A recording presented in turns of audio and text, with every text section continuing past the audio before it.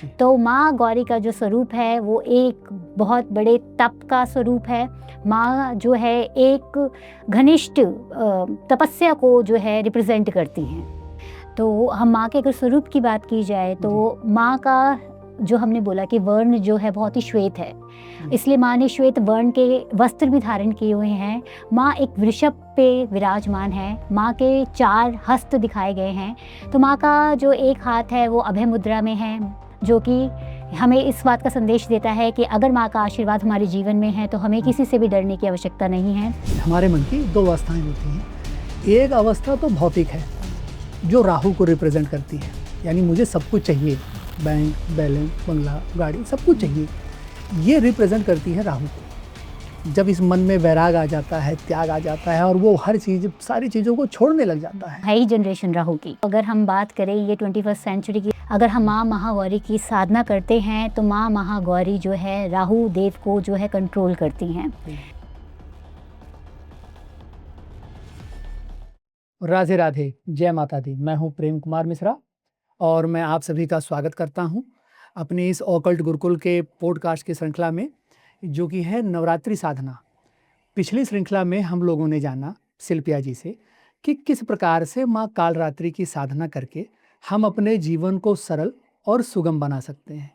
किस प्रकार कालरात्रि की साधना करके शनि ग्रह, जो हमारे कर्म का फलदाता है, न्यायाधीश है और टोटल ऑल ओवर कर्म जो भी हम करते हैं अपने लाइफ में, सबका वो कारक है, मालिक है। तो किस प्रकार उसकी पीड़ा से मुक्ति पाई जा सकती है, किस प्रकार ढैया की पीड़ा से मुक्ति पाई जा सकती है और साढ़े साती, जो कि एक महत्वपूर्ण विषय है साढ़े साती का, उससे मुक्ति पाई जा सकती है। तो अब हम आगे इस श्रृंखला में शिल्पिया जी से चर्चा करेंगे कि माँ महागौरी, नवरात्रि का हमारा जो 8वां दिन होता है वो माँ महागौरी का होता है, तो उन पर चर्चा करेंगे। शिल्पिया जी, राधे राधे। Radhe Radhe Prem ji, Radhe Radhe to everyone. शिवाय गुरुवे नमः, श्री मात्रे नमः। तो प्रेम जी, जैसे कि आज के श्रृंखला में हम बात करने वाले हैं जी। नवरात्रि के 8वें दिवस, जो कि महागौरी यानी कि जी। महागौरी जो नाम ही हमें बता रहा है बहुत महान स्वरूप। और माँ का नाम महागौरी क्यों पड़ा, इसके पीछे भी हमारी एक पौराणिक कथा है। तो हमारे पुराणों में लिखा है कि माँ ने महादेव को अपने पति के स्वरूप में पाने के लिए बहुत कठोर तपस्या की। कितने वर्षों तक उन्हें घनी तपस्या करनी पड़ी महादेव को अपने पति स्वरूप में पाने के लिए। तो उस तपस्या के स्वरूप जो है माँ का जो वर्ण था, जो माँ का जो स्वरूप था, बहुत ही काला पड़ गया था। बहुत ही माँ का जो बोला जाए कि त्वचा में उनकी हर प्रकार से पीड़ा ही पीड़ा दिख रही थी। तो जब महादेव उनकी तपस्या से बहुत प्रसन्न हुए तो उन्होंने माँ को जो है गंगा जल से अभिषेक करवाया। और जैसे ही महादेव ने माँ को गंगा जल से अभिषेक कराया तो उनकी जो काया है एकदम से कायाकल्प जिसे हम बोलते हैं होके, उनका जो वर्ण है एकदम श्वेत वर्ण हो गया। तो जो गौरी शब्द जिसे हम नॉर्मल लैंग्वेज में बोलते हैं गोरा, यानी कि एकदम फेयर कॉम्प्लेक्शन। तो महागौरी का मतलब यही है कि जिनकी काया बहुत ही श्वेत है, जिनकी काया सिर्फ हम उसको कलर से नहीं समझते हैं, हम उसको वहाँ से कोरिलेट करते हैं कि माँ को ये स्वरूप क्यों मिला।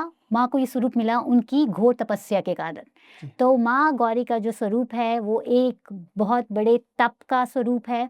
माँ जो है एक घनिष्ठ तपस्या को जो है रिप्रेजेंट करती हैं। जी, शिल्पिया जी बिल्कुल। आपने जो जानकारी दी बहुत महत्वपूर्ण जानकारी थी और इसी पे एक मुझे प्रसंग याद आ गया शिव पुराण का, कि माँ पार्वती तपस्या कर रही थी और कई हजार वर्ष मात्र बेल पत्रों को, सिर्फ बेल पत्रों को खा करके उन्होंने तपस्या की और उनका एक नाम अपर्णा भी कहा जाता है। ये मुझे याद आ गया, आपने आपने बहुत अच्छा प्रसंग छेड़ दिया। और इसी में आप देखेंगे कि यूट्यूब वगैरह पे भी तमाम वीडियो पड़ी हुई है, भगवान शंकर जी का विवाह, उसमें नारद जी का प्रसंग और नारद जी का आकर के भड़काना, भगवान शंकर की बारात भूत प्रेत लेकर के आना और जो कुछ भी आप लोग सुनते हैं ये सब उसी प्रसंग का है। शिल्पा जी बिल्कुल ठीक हूँ? बिल्कुल, बिल्कुल सही कह रहे प्रेम जी आप। और इसी में आप देखेंगे कि माँ पार्वती, जिनका नाम अपर्णा है, और महागौरी, और इन्हीं को दुर्गा भी कहा जाता है। बिल्कुल। शिल्पिया जी मैं ठीक हूँ? बिल्कुल, बिल्कुल प्रेम जी। ठीक है। तो शिल्पिया जी अब इसमें हम लोग जानना चाहेंगे कि माता का स्वरूप किस प्रकार से है? कैसे क्या, इस पर थोड़ा-सा एक विस्तार से एक चर्चा। तो हम माँ के अगर स्वरूप की बात की जाए जी। तो माँ का जो हमने बोला कि वर्ण जो है बहुत ही श्वेत है, जी। इसलिए माँ ने श्वेत वर्ण के वस्त्र भी धारण किए हुए हैं। माँ एक वृषभ पे विराजमान है, माँ के 4 हस्त दिखाए गए हैं। तो माँ का जो एक हाथ है वो अभय मुद्रा में है, जो कि हमें इस बात का संदेश देता है कि अगर माँ का आशीर्वाद हमारे जीवन में है तो हमें किसी से भी डरने की आवश्यकता नहीं है। तो यहाँ पे हम माँ के स्वरूप की बात कर रहे हैं, तो माँ ने अपने एक हाथ में लिया है त्रिशूल और दूसरे हाथ में लिया है डमरू, क्योंकि माँ का ये स्वरूप तब अवतरित हुआ जब माँ महादेव से विवाह के लिए उन्होंने घोर तपस्या की। तो इसलिए माँ जो है महादेव के त्रिशूल और महादेव के डमरू को अपने बिल्कुल। हाथ में विराजमान करती हैं। जी, बिल्कुल शिल्पा जी। तो अब ये हमारे दर्शक लोग भी जानना चाहेंगे, मैं भी जानने के लिए उत्सुक हूँ, जिज्ञासु कि किस प्रकार से ये ज्योतिषीय दृष्टि में कौन से ग्रह के साथ में इनका संबंध है, उस पर थोड़ा विस्तार से एक बार चर्चा हो जाए। बिल्कुल प्रेम जी। तो जैसे कि अभी कुछ समय पहले आप प्रेम जी इस चीज़ को बोल रहे थे कि माँ महागौरी का जो स्वरूप है वो दुर्गा से भी हमको रिलेट करते हैं। जी। आपका कथन बिल्कुल सत्य था और इसी कारण से जो माँ महागौरी का जो स्वरूप है, ज्योतिष दृष्टिकोण से, ये जो हमारी कुंडली में जो राहु देव होते हैं, अगर हम माँ महागौरी की साधना करते हैं तो माँ महागौरी जो है राहु देव को जो है कंट्रोल करती हैं। जी। तो यहाँ पे मैं चाहूँगी प्रेम जी मैं थोड़ा इसमें आगे बढ़ूँ, इससे पहले मैं चाहूँगी कि ज्योतिष दृष्टिकोण से आप हमारे दर्शकों को बताएँ कि राहु के हमारे जीवन में क्या-क्या प्रभाव होते हैं? अगर राहु पॉज़िटिव होता है तो हमारे जीवन में क्या प्रभाव लाता है? नेगेटिव राहु हमारे जीवन में क्या प्रभाव लाता है? क्योंकि बहुत से लोगों को जो ज्योतिष के स्टूडेंट हैं उनको ये तो पता है कि राहु जिस भी ग्रह के साथ जुड़ता है उसकी जी। ऊर्जा को एम्प्लीफाई कर देता है। पर थोड़ा विस्तृत जानकारी मैं चाहूँगी आपके द्वारा, क्योंकि आप ज्योतिष की बिल्कुल, फील्ड में आपको इतने सालों का एक्सपीरियंस बिल्कुल है। शिल्पा जी। बिल्कुल, मैं इस पर जानकारी देना चाहूँगा और अ, राहु को अगर हम देखें, तो राहु और केतु, ये 2 प्लैनेट के बीच में जीव एक गेंद की तरह है, एक बॉल की तरह है। अब राहु उधर से लात मारता है, तो ये केतु की तरफ चला जाता है और केतु लात मारता है, तो ये राहु की तरफ चला आता है। अब जो कि राहु, केतु अगर वैदिक ज्योतिष में देखा जाए और अन्य और कई ग्रंथ हैं, हमारे कई शाखाएँ हैं, जिनमें इनको छाया ग्रह कहा गया, यानी इनका कोई वास्तविक स्वरूप नहीं है। लेकिन अगर विस्तार पूर्वक और हम इस पर रिसर्च करते हैं, माइक्रो लेवल में अगर हम जाते हैं, तो हम देखते हैं कि मन की 2 अवस्थाएँ, हमारे मन की 2 अवस्थाएँ होती हैं। एक अवस्था तो भौतिक है, जो राहु को रिप्रेज़ेंट करती है, यानी मुझे सब कुछ चाहिए, बैंक, बैलेंस, बंगला, गाड़ी सब कुछ चाहिए। ये रिप्रेज़ेंट करती है राहु को। और अध्यात्म को जो रिप्रेज़ेंट करती है, जब इस मन में वैराग आ जाता है, त्याग आ जाता है और वो हर चीज़ सारी चीज़ों को छोड़ने लग जाता है, वो केतु। तो हमारी मन की जो 2 अवस्थाएँ हैं, वो राहु और केतु हैं। अब अगर राहु पे हम चर्चा करें, तो आप देखेंगे कि राहु जिस भी ग्रह के साथ में आता है, उसकी एनर्जी को कई गुना एम्प्लीफायर कर देता है, बढ़ा देता है। और अब अगर ये बढ़ा रहा है, तो भई बढ़ाने वाला दूसरा ग्रह गुरु भी है। लेकिन गुरु बढ़ाता है नेचुरल तरीके से, धीरे-धीरे, स्नेह-स्नेह। जैसे मान लीजिए कि कोई पौधा लगा दिया जाए, तो समय के साथ धीरे-धीरे वृद्धि करता है। वृद्धि गुरु भी दे रहे हैं, लेकिन राहु जब वृद्धि देते हैं, तो ये ब्लास्ट वाली वृद्धि देते हैं। जैसे किसी चीज़ को ब्लास्ट कर दिया जाए, एकदम से उसका विस्तार कर दिया जाए। जब कभी भी हम देखते हैं, राहु गुरु के साथ में गुरु चंडाल योग बनाते हैं कुंडली में, तो आप पाएँगे कि यदि जो हमारे पंडित जी की टेक्निक है, डिग्री वाइज़ अगर गुरु पीछे और राहु आगे, तो अब ये जीव, क्योंकि गुरु जीव है, तो जीव हमेशा भौतिक वस्तुओं के पीछे जीवन भर भागता रहेगा। और क्योंकि जीव में भौतिकता आ जाना, ये समस्या है। भाई जीवन भर उसकी इच्छाएँ बढ़ी रहेंगी, वो बहुत ज़्यादा वस्तुओं को चाहेगा, तो ज़रूरी तो नहीं कि सब उसको मिल जाए, कुछ उसको नहीं भी मिलेगा और वो उस ना मिलने के कारण से ही उसके जीवन में समझ लो समस्या, और वो जीव खुद परेशान रहेगा। क्योंकि जो जीव है, जीव मतलब हम, वो जुपिटर है। तो इस संसार में मनुष्य आता है मोक्ष पाने के लिए। आप देखिए गीता में, रामचरितमानस में 18 पुराण, 4 वेद, 6 शास्त्र, सब में मनुष्य का परम लक्ष्य है मोक्ष की प्राप्ति। लेकिन जब जीव के साथ में राहु आ जाता है, तो अब ये मोक्ष नहीं, अब ये इसको भौतिकतावादी बना करके और भौतिक वस्तु में फंसा करके इसको नरक पहुंचा देता है। अब इसमें कुछ गुंजाइश हो जाती है, कुछ अच्छी कंडीशन बन जाती है। जब राहु पीछे होता है और गुरु आगे होता है, डिग्री वाइज चाहे हाउस वाइज। अब आप देखेंगे कि अब जो राहु था, जो भौतिकता थी, अब वो भाग रही है किसके पीछे? गुरु के पीछे, ज्ञान के पीछे। अब वो ज्ञान को पाना चाहता है। तो अब ये व्यक्ति अपने ज्ञान, क्योंकि जुपिटर ज्ञान है, अध्यात्म है, दुनिया का सारा नॉलेज, सारा ज्ञान इस जुपिटर राहु वाले को चाहिए। अब ठीक वही कॉम्बिनेशन था जुपिटर राहु, जो कि ये सही भी होता है, लेकिन फिर भी लोग गलत समझते हैं। क्यों? क्योंकि जुपिटर जीव और राहु भ्रम। अब जीव में आ गया भ्रम, ये होगा सही लोग समझेंगे गलत, ये होगा गलत लोग समझेंगे सही। सही इसको समझ नहीं पाएंगे, क्योंकि राहु अब जीव में भ्रम पैदा कर देगा। तो ये जो कॉम्बिनेशन मैंने बताया कि राहु पीछे जुपिटर आगे, अगर ये व्यक्ति ज्ञान के पीछे है, ज्ञान को पाना चाहता है, तो आप देखेंगे शिल्पिया जी कि दुनिया का सारा ज्ञान ग्रहण करने की क्षमता है इसमें, क्योंकि अब इसमें विस्तार किसका हो गया? ज्ञान का हो गया। अगर जुपिटर अध्यात्म है, ज्ञान है, तो अब राहु इसका विस्तार करेगा।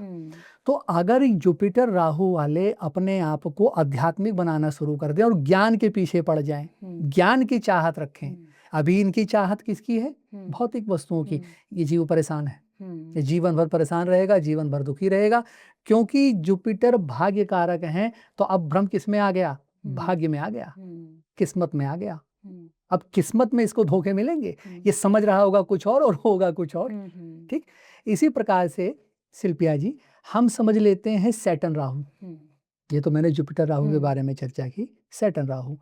सैटर्न राहु जिसकी भी कुंडली में योग बन जाता है, हम पाते हैं कि काम को लेकर के बहुत परेशान रहते हैं। राहु हमारा डर भी है, अनजाना डर, जिसके बारे में हमें पता ही नहीं है। तो अब क्योंकि वहां जुपिटर राहु था, तो अब जीव में अनजाना डर था। अब यहाँ सैटर्न राहु है, अब इसको कर्म को लेकर के अनजाना डर रहेगा जीवन भर। इसका काम चल रहा है, ठीक ठाक चल रहा है, लेकिन इसको अनजाना डर है, और खाली उस डर के कारण इसके दिमाग में एक सोच बन जाती है कि परमात्मा जो है, जैसा है, जितना है, इतना चलता रहे। बस जहां ये सोच आई, बस समझो कि अब ये राहु इसका ट्रिगर हो गया। क्यों? क्योंकि राहु चाहता है विस्तार। अब वो सैटर्न के साथ में आ गया, तो वो कह रहा है कि आपका काम है स्टेट लेवल पे आप कर रहे हैं, ठीक है, इसको इंडिया लेवल पे करो। आप इंडिया लेवल पे करने लग गए, तो अब राहु क्या चाहता है? क्योंकि वो भूख है, ऐसी भूख जो कभी शांत ना हो, वो कह रहा है अब इसको वर्ल्ड लेवल पे करो, इसको दुनिया में लेकर के जाओ, जगह जगह फैलाओ। तो क्योंकि राहु भूख है और शनि कर्म है, तो यानी कि वो भूख, यानी कर्म की भूख जो कभी शांत ना हो। तो आप देखेंगे कि राहु और सैटर्न ये एक क्रिटिकल कॉम्बिनेशन है। अगर ये व्यक्ति विदेश में है, क्योंकि राहु क्या है? विदेश है। अगर ये विदेश में जाके कर्म करता है तो काम अच्छा चलेगा, क्योंकि हमारी पंडित जी वाली टेक्निक की कुंडली की बात मान लो, बिल्कुल अलाइनमेंट हो गई, डेस्टिनी लिंक बन गया, अब कहीं ना कहीं आप देखेंगे कि कर्म इसका बहुत अच्छा चलेगा। राहु क्योंकि इलेक्ट्रॉनिक चीजें हैं, कंप्यूटर, डेटा, ये जितनी भी चीजें हैं, ये सब राहु है। अगर टेक्निकल चीजों का यूज शुरू हो जाता है इसके कर्म में, तो भी आप देखेंगे कि राहु इसका बैलेंस हो गया, और इसको करना पड़ेगा क्योंकि डेस्टिनी लिंक है। ये सामान्य तरीके से सैटर्न केतु वाला काम नहीं कर सकता, क्योंकि कुंडली में क्या लेकर बैठा है? सैटर्न राहु। तो इसको भी कर्म को लेकर समस्याएं आएंगी। उसी के साथ में हम देखते हैं एक और कॉम्बिनेशन बन जाता है मंगल राहु। मंगल राहु में आप देखें तो अंगारक योग का निर्माण हो जाता है। अंगारक योग एक ऐसा योग है कि अगर ये मन लगा करके कोई काम कर दें, तो जिस प्रकार से आंच दूर दूर तक जाती है, यानी अग्नि जल रही है कहीं, लेकिन आंच उसकी दूर तक है, उसी प्रकार से इसकी ख्याति, इसकी प्रशंसा दूर दूर तक होती है। और अगर ये क्रोध करे, तो उस क्रोध की भी तारीफ दूर दूर तक या बुराई दूर दूर तक होगी। अब वो उसके ऊपर डिपेंड करता है कि वो पॉजिटिव कर रहा है कि नेगेटिव कर रहा है। लेकिन अब क्योंकि राहु है, मंगल एंजाइटी है, क्रोध है, गुस्सा है, ये इस चीज को बढ़ा देगा, और इस लेवल पे बढ़ा देगा कि मान के चलिए कि ये मियाँ बीबी, यानी अगर एक लेडीज की कुंडली में ये योग बन गया, तो हस्बैंड अगर पुरुष है तो चलो चला, ठीक है, क्योंकि उसके लिए वीनस है। लेडीज के लिए कॉम्प्लिकेटेड हो गया, क्योंकि अब ये उसका हस्बैंड है। अब अगर इसने अपने नेटिव प्लेस पे शादी कर ली, मार्स राहु और फीमेल हो, आप देखेंगे वो खुट कुछ ना कुछ होता ही रहेगा।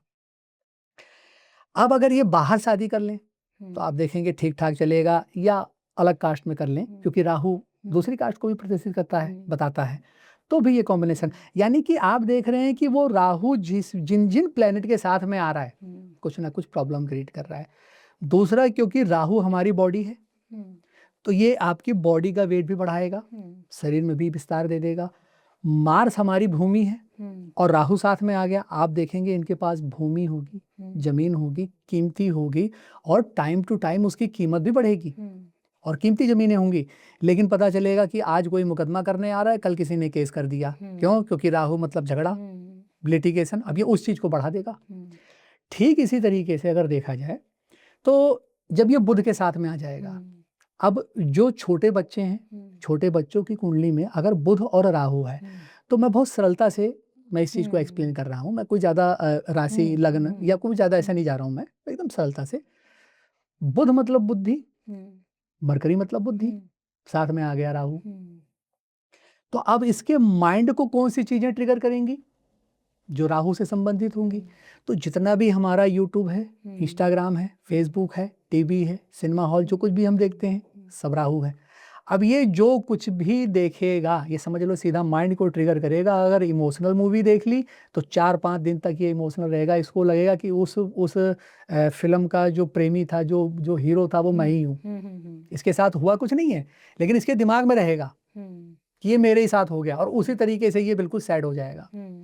एक्शन मूवी देख ली तो अब 5-6 दिन के लिए, 7 दिन के लिए इसका जो माइंड है वो बिल्कुल एक्शन की तरह हो जाएगा, इसके दिमाग में सारी एक्शन चीजें चलेंगी। अगर इसने कोई साइकोलॉजी, कोई हॉरर मूवी देख ली तो अब वो सीधा इसके माइंड को ट्रिगर करेगा और इसको अपने घर में बैठे बैठे पर्दा हिलेगा तो इसको महसूस होने लग जाएगा कि घर में कुछ है। तो अगर कोई बड़ा है तब तो ठीक है, कुछ महीने में कंट्रोल हो जाएगा, लेकिन अगर बच्चा है तो ये ध्यान रखना बहुत जरूरी है कि ये देख क्या रहा है, क्योंकि राहु।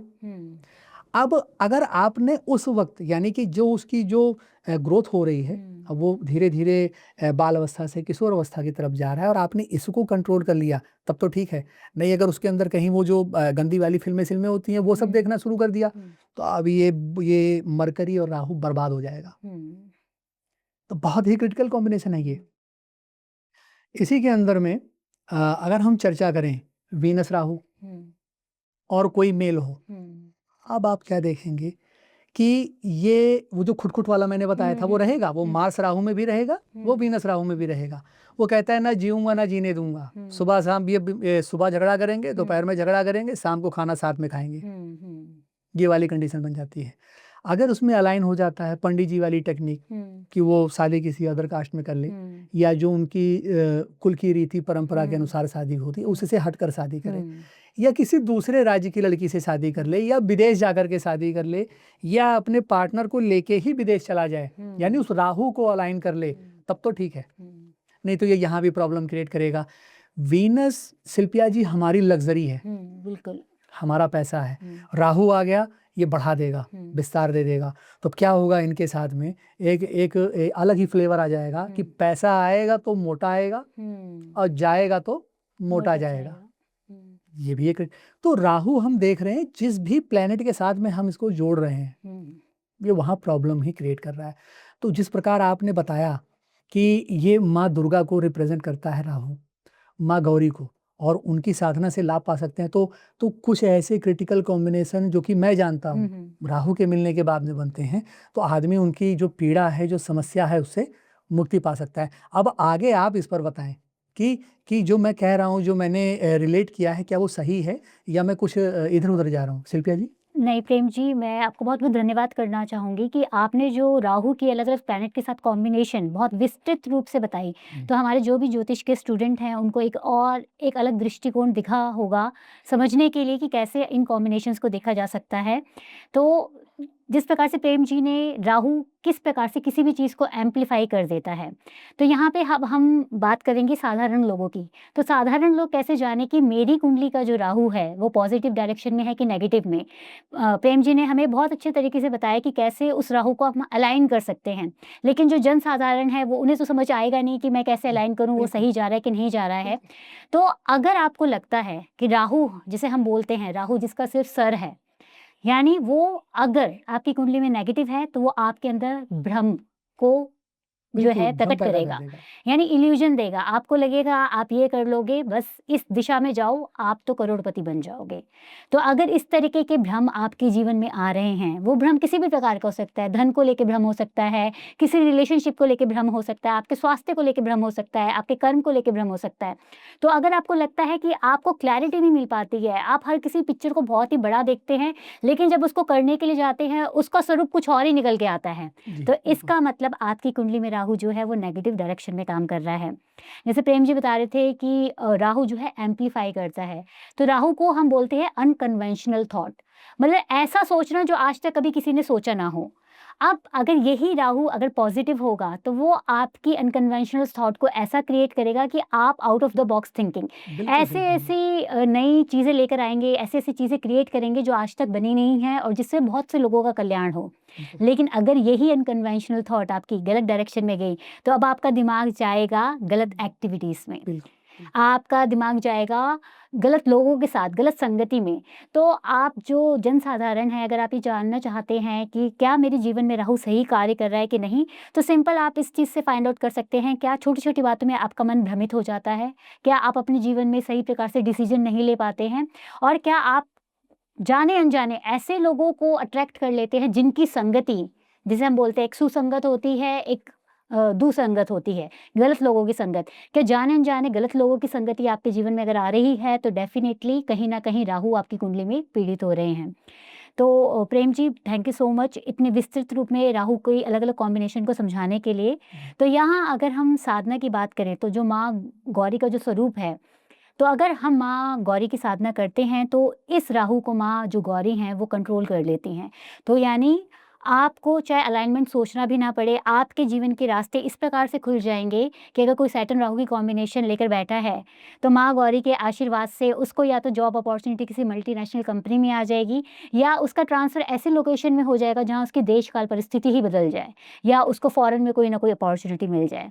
इसी प्रकार से अगर हम बात करें थे मार्स राहु कॉम्बिनेशन की, तो अगर आप माँ गौरी के उपासक हैं, मार्स राहु की कॉम्बिनेशन लेकर बैठे हैं, अगर आपका बच्चा माँ गौरी की एनर्जी से जुड़ा हुआ है, तो यही मार्स राहु का कॉम्बिनेशन उसको एक आर्मी ऑफिसर बना सकता है, बिल्कुल, उसको पुलिस की फील्ड में भेज सकता है। बिल्कुल, लेकिन बिल्कुल। अगर यही मार्स राहु का कॉम्बिनेशन नेगेटिव हुआ और वो माँ गौरी की ऊर्जा से नहीं जुड़ा हुआ, तो यही कॉम्बिनेशन आपके बच्चे के अंदर इतना एग्रेशन लेकर आ सकता है कि वो गलत संगति में फँस जाए। तो थैंक यू प्रेम जी, इतना विस्तृत रूप में समझाने के लिए। और यहाँ मैं यही कहना चाहूँगी कि अगर आप अपने जीवन में माँ गौरी की एनर्जी के साथ कनेक्ट करते हैं, तो राहु के कभी भी नेगेटिव इम्पैक्ट आपको देखने के लिए नहीं मिलेंगे। माँ गौरी के आशीर्वाद से जो राहु को जो है माँ दिशा दिखा देंगी। जो बिल्कुल, राहु जो बिल्कुल, सिर्फ़ बिल्कुल। अपना दिमाग चला रहा है, लेकिन उसे समझ नहीं आ रहा है कि किस दिशा में जाना है, तो राहु को एक दिशा मिल जाएगी। जी, बिल्कुल शिल्पिया जी, आपने बहुत अच्छा बताया और काफ़ी लोगों के जीवन में जो संघर्ष और समस्याएँ चल रही हैं, हुँ। उसका आपने उपाय दे दिया, हुँ, हुँ। सॉल्यूशन आपने दे दिया। बहुत-बहुत धन्यवाद आपका शिल्पिया जी। इसी में शिल्पिया जी मैं एक चीज़ और जानना चाहता हूँ कि इनको ये कौन-से चक्र को रिप्रेज़ेंट कर रही हैं? तो ये हमारे जीवन में जो चक्र है, वो क्या प्रभाव रखता है? बिल्कुल। कृपया बताएँ। बिल्कुल प्रेम जी, तो जैसे हमने बात किया था कि अपने लास्ट सेशन में हमने माँ कालरात्रि की बात की थी, और वहाँ पे भी मैंने इस चीज़ को डिस्कस किया था कि माँ कालरात्रि के बाद जो माँ के जो 2 स्वरूप और हमारे आते हैं, माँ महागौरी, और उसके बाद हमारा जो अंतिम स्वरूप आता है माँ सिद्धिदात्री। तो ये हमारे क्राउन चक्र, हमारे सहस्त्रधार चक्र है, इनकी जो है माँ रूलर हैं। तो अगर हम माँ की आराधना करते हैं, तो कहीं न कहीं जो ग्रह है, जो जैसे माँ गौरी से जुड़ा हुआ ग्रह राहु है, उसके दुष्प्रभाव तो हमारे जीवन से जाते ही जाते हैं और हमारी एक आध्यात्मिक जर्नी भी शुरू होती है। जी, शिल्पिया जी बहुत-बहुत धन्यवाद, बहुत अच्छा बताया आपने। और इसी में तो शिल्पिया जी इसमें मैं ये जानना चाहूँगा, हमारे दर्शक भी जानना चाहेंगे, क्योंकि राहु है, बहुत महत्वपूर्ण ग्रह है और लगभग-लगभग इसका डर भी राहु का बहुत ज़्यादा फैला हुआ है। तो इसकी साधना जो है माँ गौरी की, कौन-कौन लोग कर सकते हैं? और साधना किस प्रकार की जाए और होरा का प्रयोग हुँ। इसमें किस प्रकार करके इसकी एनर्जी को कई गुना ज़्यादा बढ़ाया जा सकता है? इस पर आप विस्तार से प्रकाश डालिए। बिल्कुल प्रेम जी, तो हम जब बात कर रहे हैं राहु की, तो अगर हम बात करें ये 21st सेंचुरी की और आने वाली जो हमारी जनरेशन है, वो है ही जनरेशन राहु की। जी, तो बिल्कुल। माँ गौरी की साधना मैं कहूँगी कि हर किसी को करनी चाहिए, ताकि अगर हम माँ गौरी के संरक्षण में रहेंगे तो जो राहु है ये कंट्रोल में रहेगा, माँ के कंट्रोल में रहेगा। और माँ गौरी की साधना बहुत ही सरलता के साथ की जा सकती है। नवरात्रि का जो 8वाँ दिवस है वो माँ महागौरी को समर्पित है। तो आपको सिंपल क्या करना है, माँ गौरी के जो मंत्र है बहुत ही सरल सा मंत्र है, ओम महागौरी देव्ये नमः या ओम देवी महागौरी नमः। इसका आप 108 बार जप कर सकते हैं। अब हम होरा की बात कर रहे हैं तो राहु की कोई होरा नहीं होती है, राहु केतु की कोई होरा नहीं होती है, लेकिन हम कहते हैं कि राहु को कहीं न कहीं शनिदेव कंट्रोल करते हैं। तो जो माँ के मंत्र का जो जाप है वो आप या तो शनि की होरा में कर सकते हैं या गुरु की होरा में कर सकते हैं। तो ये सबसे 2 बेस्ट होरा रहेंगी आपको माँ गौरी के जो मंत्र का जाप करने के लिए, और होरा की शक्ति को जो है, होरा का जो यूटिलाइज़ेशन है उसके साथ इसको कंबाइन करने के लिए। इसके साथ-साथ ही मैं अपने दर्शकों को बताना चाहूँगी कि चैत्र नवरात्रि में हमारा 9 दिन का लाइव साधना कोर्स आ रहा है, और ऑकल्ट गुरुकुल की टीम ने ये डिसाइड किया है कि इस साधना के कोर्स के साथ-साथ उनके स्टूडेंट्स को होरा शास्त्र का कोर्स भी ऑफ़र किया जाए, जो कि पंडित जी के द्वारा रिकॉर्डेड सेशंस हैं, जिसमें पंडित जी ने अलग-अलग प्लैनेट की होरा को कैसे आप यूटिलाइज़ कर सकते हैं, उसकी विस्तृत जानकारी दी है। अगर आप इस कोर्स के लिए एनरोल करना चाहते हैं तो उसका लिंक डिस्क्रिप्शन बॉक्स में दिया हुआ है, आप वहाँ पे क्लिक कर सकते हैं। इसके साथ ही पंडित जी का एक लाइव एस्ट्रोलॉजी बैच का कोर्स भी आ रहा है। अगर आप पंडित जी से लाइव कनेक्ट होके एस्ट्रोलॉजी सीखना चाहते हैं तो उसका लिंक भी जो है टीम ने डिस्क्रिप्शन बॉक्स में डाल दिया है। आप वहाँ से भी लिंक से कनेक्ट करके ऑकल्ट गुरुकुल की टीम के साथ जुड़ सकते हैं। जी, शिल्पा जी, बहुत-बहुत धन्यवाद आपका। आपने बहुत ही महत्वपूर्ण जानकारी कि माँ की साधना करके और किस प्रकार से हम अपने प्लैनेट की पीड़ा से मुक्ति पा सकते हैं। क्योंकि प्लैनेट है राहु, और जो कि मैंने बताया था कि राहु और केतु के बीच में ही ये पूरी दुनिया चल रही है, और राहु का ही ज़माना है। और जो आपने बताया कि शनि, वो बिल्कुल उसको मैं रिलेट कर पा रहा हूँ, क्योंकि ज्योतिष में एक सूत्र है कि शनिवत राहु, कुजावत केतु। तो बिल्कुल ठीक, आपने बिल्कुल एकदम रिलेट किया है, और वो 100% काम करता है। और इसी के साथ में हम अपने इस पॉडकास्ट का समापन करेंगे। अगला जो हमारा श्रृंखला आएगी नवरात्रि साधना की, उसमें हम जानकारी प्राप्त करेंगे माँ सिद्धिदात्री की, कि माँ सिद्धिदात्री किस प्रकार हमारे कार्यों में हमको सिद्धि प्रदान करेंगी, किस प्रकार हम अपने जीवन में उनकी उपासना करके, साधना करके, मंत्र जाप करके किस प्रकार लाभ ले सकते हैं, ज्योतिषीय दृष्टि से भी किस प्रकार से लाभ लिया जा सकता है। तो इसी के साथ में मैं अपनी वाणी को विराम दूंगा, और आप सभी को राधे राधे, जय माता दी। शिल्पा जी, राधे राधे, जय माता दी। राधे राधे प्रेम जी, राधे राधे टू एवरीवन, शिवाय गुरुवे नमः, श्री मात्रे नमः। तो चलिए मिलते हैं अगले एपिसोड में, जहाँ हम माँ सिद्धिदात्री की महिमा का महत्व समझेंगे।